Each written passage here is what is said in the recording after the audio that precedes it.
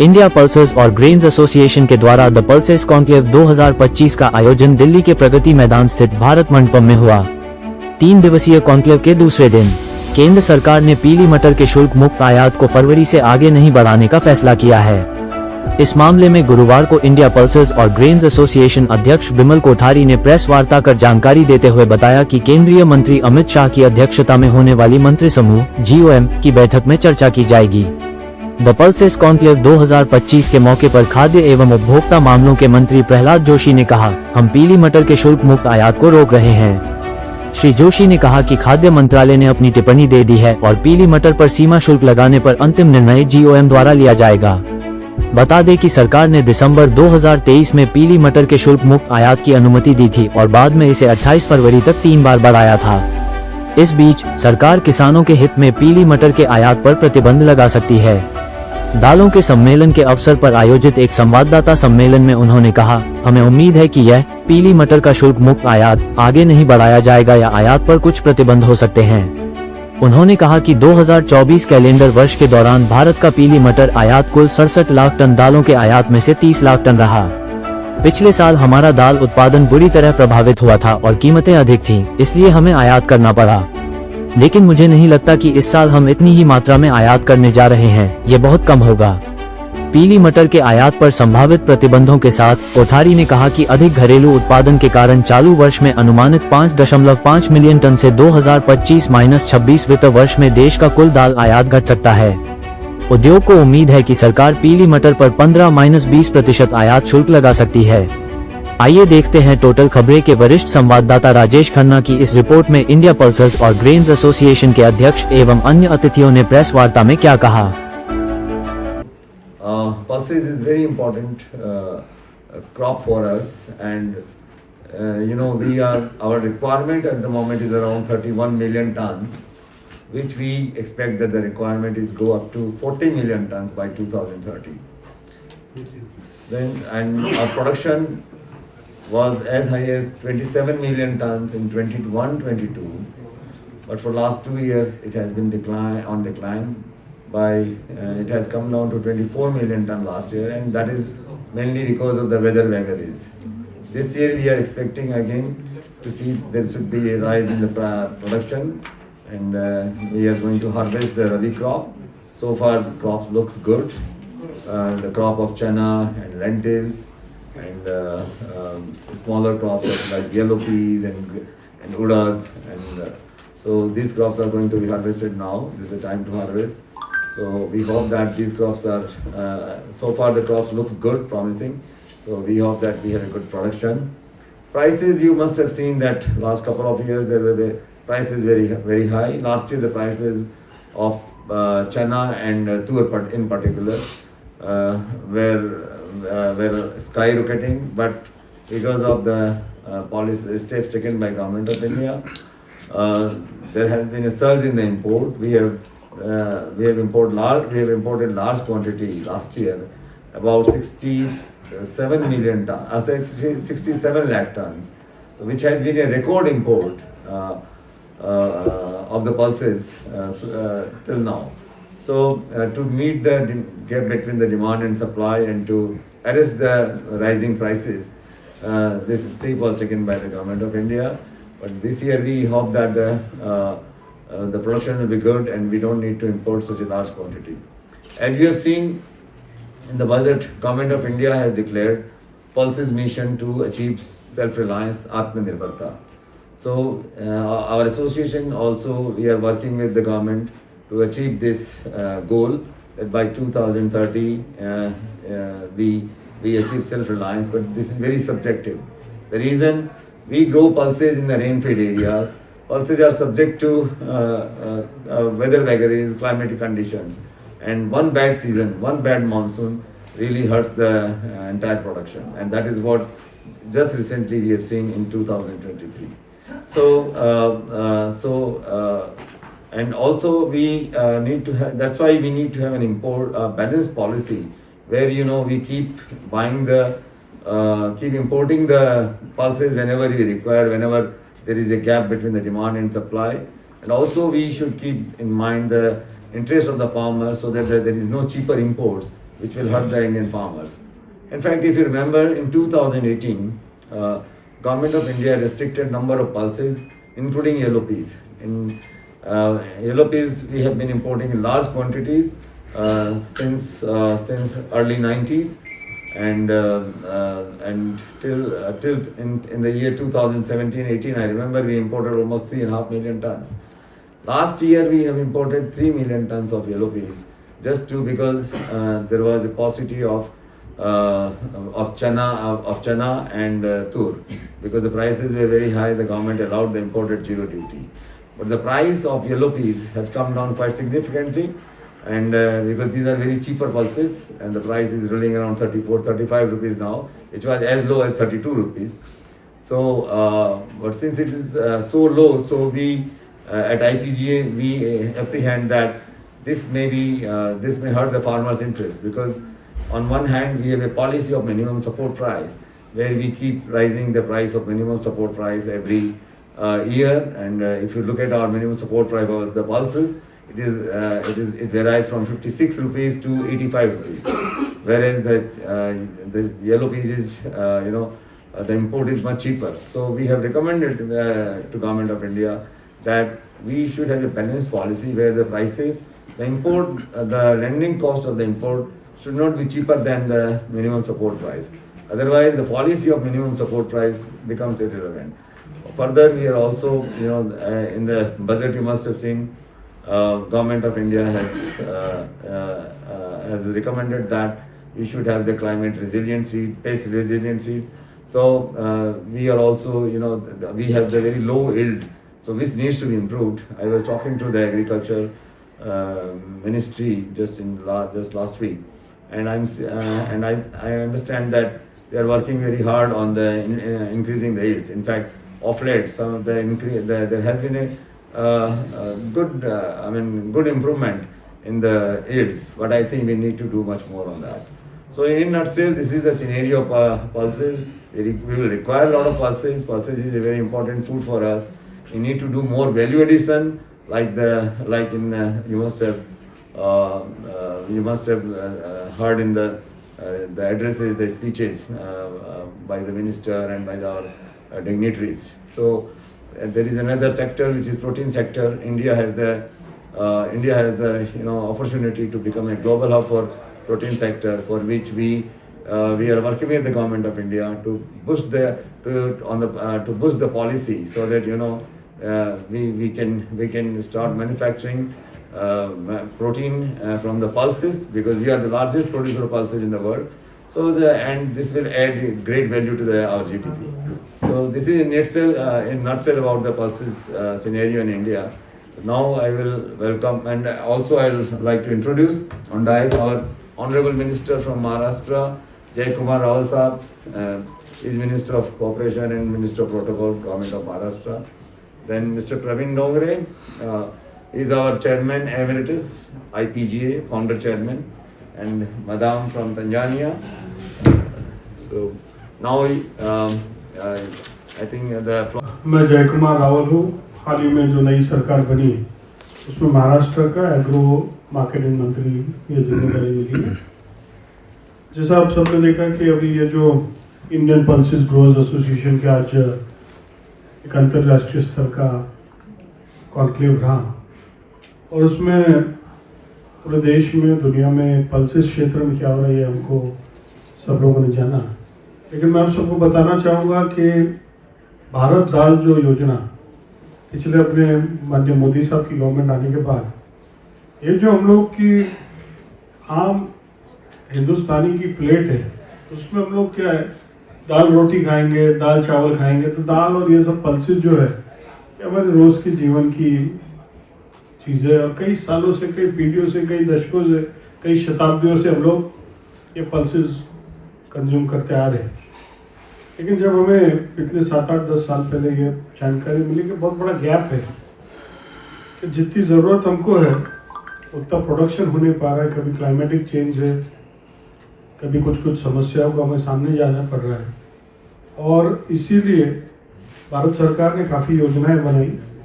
MSP के माध्यम से गवर्नमेंट बहुत बड़े पैमाने पर किसानों को सपोर्ट करने का काम बहुत हो रहा है। जहाँ तक महाराष्ट्र की बात है, महाराष्ट्र पल्सेस क्षेत्र में पूरे देश में नंबर 1 है प्रोडक्शन के क्षेत्र में। हमारे वहाँ चाहे तूर है, चना है, मूंग है, उड़द है, मसूर है, ये सब का प्रोडक्शन महाराष्ट्र में अलग अलग क्षेत्रों में होता है। और हम लोग के वहाँ इनोवेटिव के लिए हमारी जो एग्रीकल्चर यूनिवर्सिटीज़ है वो बहुत बड़े पैमाने पे वो लोग काम कर रहे हैं कि ईल्ड कैसे बढ़ाया जाए, और इसके माध्यम से किसानों को हम अलग अलग इनिशिएटिव भी दे रहे हैं। उसके माध्यम से, योजनाओं के माध्यम से किसानों को हम लोग किस तरीके से इसमें और लाया जाए, ये कोशिश हम लोग की रहती है। महाराष्ट्र बहुत बड़ा कंज्यूमर भी है और सबसे बड़ा प्रोड्यूसर भी है, और हम लोग ऐसी इंस्टीट्यूट से हम लोग चाहेंगे, आप जैसी संस्थाओं से और प्राइवेट प्लेयर्स से भी, कि महाराष्ट्र के साथ मिलके हम लोग इसको और कैसे बढ़ाएं, क्योंकि अब दाल के सिवा और ये सब पल्सेस के सिवा अपना भोजन होता नहीं, हो ही नहीं सकता है सालों सालों तक। और इसीलिए जब ज़रूरत पड़ती तो दुनिया में बहुत कम देश है जो पल्सेस पकाते हैं। ये तो अभी आप लोगों ने ये कनाडा और 2-3 देशों को बताया कि ये ज़रूरत है, आप लोग उसका कल्टीवेशन शुरू करो। वरना आज से मेरे ख्याल से 10 साल तक सिर्फ अफ्रीका के 1-2 देश, बर्मा और हम लोग जो साउथ एशियन कंट्रीज थे, और उसके इसीलिए पल्सेस की बहुत बड़ी कमी हम लोग के त्योहारों में, हम लोग के रोज़ जीवन में हमको महसूस होती थी। आज विश्व के कई देश ये पल्सेस पका रहे और इसके माध्यम से हमारे पास आ रहे हैं। लेकिन महाराष्ट्र ने हमेशा कोशिश की है कि अपनी ज़रूरतें कैसे पूरे करें। हम लोग का काफ़ी प्रोडक्शन बढ़ा है पल्सेस क्षेत्र में, देश का भी बढ़ा है, साथ ही में डिमांड बढ़ते जा रहा है, पॉपुलेशन भी बढ़ते जा रहा है, ये भी हमने देखा है। और हम सब की कोशिश रहेंगी कि सब लोग मिलके नए इनोवेशंस, नए वैरायटी और प्राइवेट एंटरप्रेन्योर्स के हैंड होल्डिंग के माध्यम से ये कैसे हम लोग अपना देश का डोमेस्टिक प्रोडक्शन बढ़ाएं और उसके माध्यम से आत्मनिर्भरता तक पहुँचे। महाराष्ट्र उसमें जोरदार है। वो चाहते हैं कि तांजानिया में लोग, वहाँ के किसान तो काम करें, लेकिन यहाँ पे अगर कोई 5-25 हज़ार एकड़ लेना चाहे, लेकिन वहाँ पे ये जरूर है कि रियल इस्टेट का विषय नहीं, आप आइए, आप वहाँ पे पकाइए और वहाँ पे काम कीजिए, इस प्रकार का उन्होंने भूमिका रखा है। अब तंजानिया पे भी कुछ Yes, I'm happy that he's mentioned about the huge land that we have, and we welcome more sort of bilateral relations between Tanzania and India. If I can say right now, we have a trade relations between our two countries of up to $7.9 billion of trade that is happening between our countries. And in fact, India is actually exporting a lot more to us. And we're very proud to say that from our agricultural potential, we are also participating in supplying these pulses to India. We understand that we all need to be sustainable, but we are in this world and we depend on each other. And look at the issues of climate change and things like that. We cannot guarantee how we are able to actually be sustainable year on year. But additional from that, in terms of not only India, we can actually look at it together as the world market.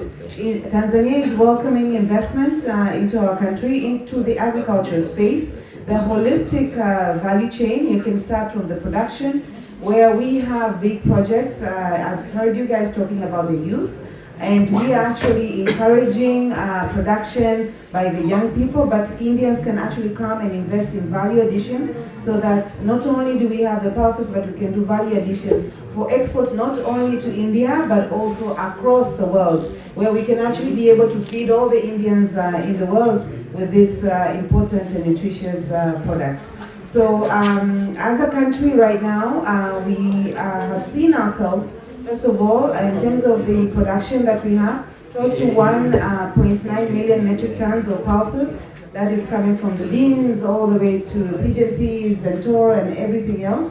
But if we look at our potential and the projections that we have, we are looking at seeing this number going as high as 4 million metric tons by 2030. But that will have to be contributed by you guys also participating in that value chain, and we welcome investment into the country. अब Africa से हम mainly जो import करते हैं वो तुअर है। तुअर जो है अफ्रीका में मोज़ाम्बिक, मलावी, तंजानिया, सूडान, और थोड़ी बहुत क्वांटिटी केनिया और में होती है, लेकिन ये these are the major countries. So हमको तंजानिया से लगभग हम 2.25 लाख टन इंपोर्ट करते हैं, मोजाम्बिक से लगभग 3 लाख 3.5 लाख टन इंपोर्ट करते हैं, मलावी से लगभग 80-90 हज़ार टन, सूडान से 80-90, तो लगभग आप समझिए इसका जो सीजन है अगस्त में स्टार्ट होता है, वो लगभग 7 लाख टन 7 लाख टन भी normally import from the east African countries. ये उस समय इसकी क्रॉप होती है जब हमारे यहाँ जो ऑलमोस्ट क्रॉप खत्म हो जाती है, वो एक अच्छा टाइम होता है क्योंकि उसमें हमें हमारे फेस्टिवल्स भी स्टार्ट होते हैं, तो उसमें हमें इनकी रिक्वायरमेंट होती है, तो हम वहाँ से इंपोर्ट करते हैं। इसके अलावा कुछ चना भी आता है तंजानिया से, हम लगभग 1 लाख से 1.25 लाख टन जो देसी चिकपीज है, देसी चना है, वो भी हम वहाँ से इंपोर्ट करते हैं। So these are the products we are importing from Tanzania and other African countries. So, but I don't think this year we are going to import the similar quantity. It will be much lesser, but how much it will be, that will be, we will know only after once the harvests are done. See, in which pulses do you see the import? We had a shortfall in the production of chana last year, and the chana prices are very high. Government of India allowed the import of yellow peas freely. I expect that now, and this has been allowed till 28th February. We expect that this may not be extended, or there might be some restriction on the import of yellow peas. Out of 67 lakh tons, we imported almost 30 lakh tons of yellow peas. So you can see almost half of the import was yellow peas. I feel that if the production of chana is good and the chana prices are good, and of course as we also see that the production of tuar is also good, the tuar product prices is also quite significantly has come down from 125 rupees to now almost 75 rupees. So I think we will see a drop in the import of yellow peas, provided the government puts certain caveat on that, certain restriction on that. Kuthari sir, मौसम जो है कि बदलता, आपने बोला कि, लेकिन संस्था किस तरह से हेल्प कर रही है कि ये दाल के जो है कि ग्रोथ बढ़े, उसके लिए क्या किया जा रहा है? सॉरी, मैं आपने कहा है कि ग्रोथ कम हो रही है मौसम की वजह से जो है, तो संस्था किस तरह से हेल्प करती है कि इसकी ग्रोथ, मतलब क्योंकि आजकल तो टेक्नोलॉजी भी बहुत सारी ऐसी चीजें हैं। जी हाँ, इसीलिए आपने देखा होगा कि पल्सेस मिशन में जो सरकार ने कहा है कि क्लाइमेट रेजिलिएंट सीड को हमको डेवलप करना है, पेस्ट रेजिलिएंट सीड को डेवलप करना है, हमारे यहाँ जो पोस्ट हार्वेस्ट लॉसेज हैं उनको भी मैनेज करना है। उसके लिए सरकार ने 1000 करोड़ रुपए का एलोकेशन भी किया है। तो मैं समझता हूँ कि अगर देखिए, ग्लोबल वार्मिंग एक बहुत बड़ा चैलेंज है और हम सब इसको देख रहे हैं कि किस तरह ग्लोबल वार्मिंग, तो अब अगर हमको इस चैलेंज को फेस करना है तो हमको हमारे सीड्स की जो क्वालिटी है उनको इम्प्रूव करना पड़ेगा, हमारे ईल्ड्स इम्प्रूव करने पड़ेंगे, क्योंकि हमारे ईल्ड्स जो अभी हैं काफ़ी लो हैं। हालांकि इसमें भी काफ़ी काम हो रहा है और पहले से, अगर मैंने कुछ सालों से पहले अभी काफ़ी इंप्रूवमेंट हुआ है, लेकिन हमें बहुत इंप्रूवमेंट की ज़रूरत है। हम अभी 13 मिलियन हेक्टेयर्स में दालों का उत्पादन होता है हमारे यहाँ।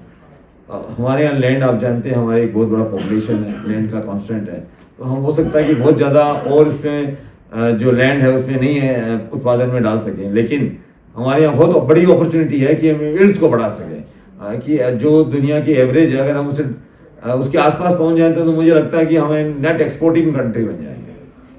तो अभी इंपोर्ट ज्यादा करना पड़ रहा है या एक्सपोर्ट ज्यादा कर रहे हैं? अभी हमारे यहाँ इंपोर्ट ज्यादा, जैसे मैंने बताया, हमने रिकॉर्ड इंपोर्ट किया 67 लाख टन, लेकिन आपको बता दूं हम एक्सपोर्ट भी करते हैं।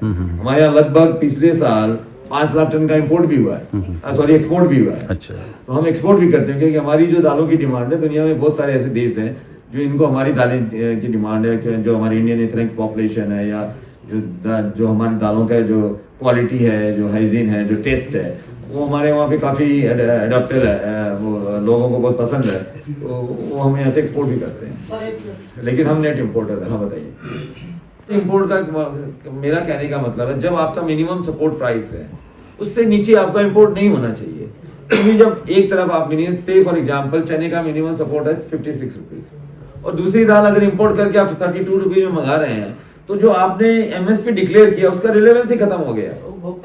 तो नहीं, उपभोक्ता नहीं, तो उपभोक्ता जानता है कि मुझे मिनिमम सपोर्ट प्राइस पे, सरकार जो इन्फ्लेशन के आंकड़े हैं वो एमएसपी को देख के आंकड़े बनाए जाते हैं।